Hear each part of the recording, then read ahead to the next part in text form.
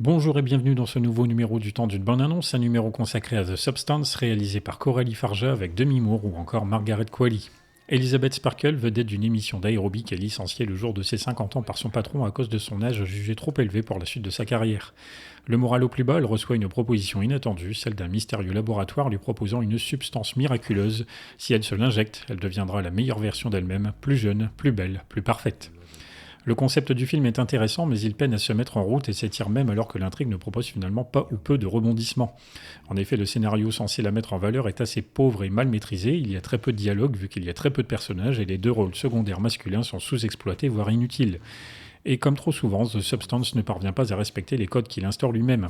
Par exemple, quand le corps de Elizabeth commence à se transformer parce qu'elle brise la règle des 7 jours, elle peine à tenir debout, mais quelques séquences plus tard, alors que son corps est nettement plus déformé, elle parvient à courir sans difficulté.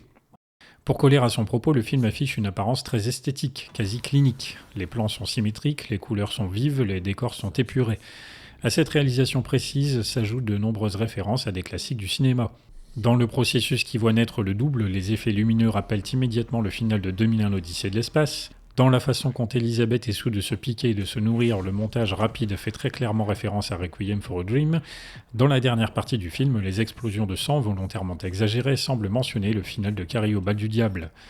Comme son héroïne donc, The Substance veut s'afficher sous son meilleur jour, quitte à se nourrir grâce à d'autres œuvres. Si celles-ci ont su perdurer dans le temps, c'est justement en cherchant à se forger leurs propres identités.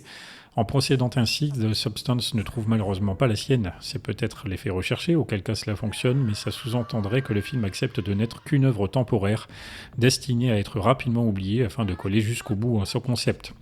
Plausible, mais ce serait alors faire tout le contraire des classiques sur lesquels il s'appuie pourtant comme modèle. De la substance, j'ai plutôt eu l'impression que le film en manquait justement. Cela partait pourtant très bien avec son ouverture sur l'évolution de la plaque de Hollywood au fil des décennies et de la notoriété de la célébrité qui décroît progressivement.